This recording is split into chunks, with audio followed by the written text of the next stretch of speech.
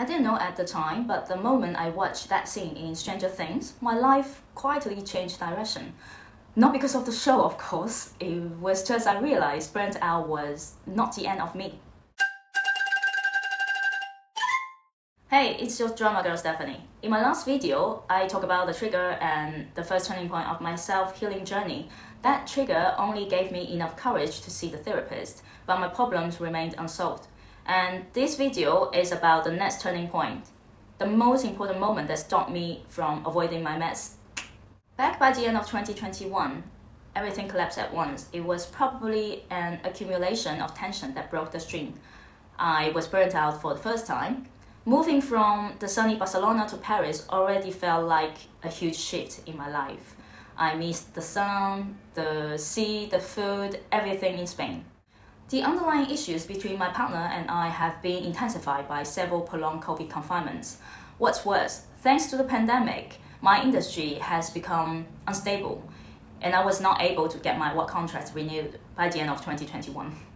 I personally felt my partner wasn't providing me with enough emotional support in many things. Although he encouraged me every day to explore other ways to pick myself up, I only heard pressure. Just right before Christmas, I left home after sending him one message. Yes, I was the bitch. Then I got bad news from my family. My parents were dealing with serious issues and I had to go back immediately. At that time, the world was still half locked down.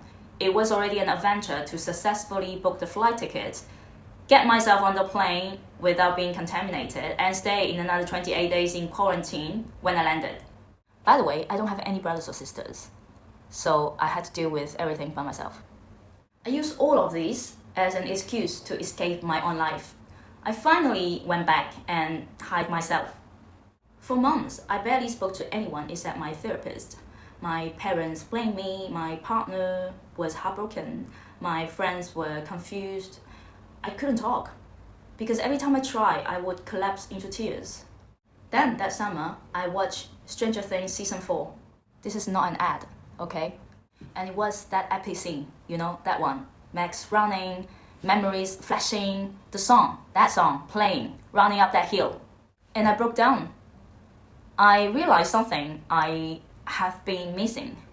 I had only been replaying what went wrong. I was always unsatisfied with others, with my partner, acting as fussy as a princess over everything.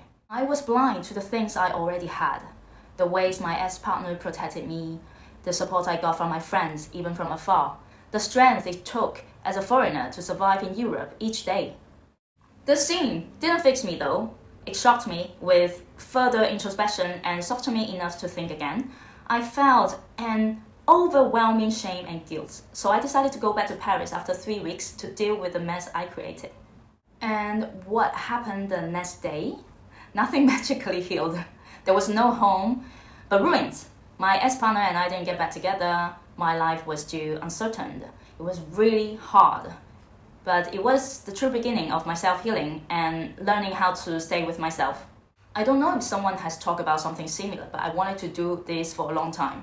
I wanted to share the intimate part of my healing journey to people who didn't believe they could trust again, but indeed they could.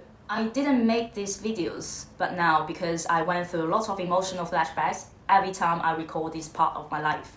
Burnt out makes your world feel smaller than it is, and it lasts for some time. It convinces you that everything you lost is the full story and you will never bounce back. But look, a song, a scene, a quiet moment, or anything else that is soft to you reminds you that you are still here, held by yourself, and it means the story isn't finished. This is a healing message I found very inspiring and I love to share it with you. Heal yourself with the light of the sun and the rays of the moon, with the sound of the river and the waterfall, with the swaying of the sea and the fluttering of birds. Heal yourself with mint, neem, and eucalyptus. Sweeten with lavender, rosemary, and chamomile. Hug yourself with a cocoa bean and a hint of cinnamon. Put love in tea instead of sugar and drink it looking at the stars. Heal yourself with the kisses that the wind gives you and hugs of the rain. Stand strong with your bare feet on the ground and with everything that comes from it. Be smarter every day by listening to your intuition. Looking at the world with your forehead. Jump, dance, sing so that you live happier. Heal yourself with beautiful love, and always remember, you are the medicine. I hope my story gives you at least some emotional support. See you next time.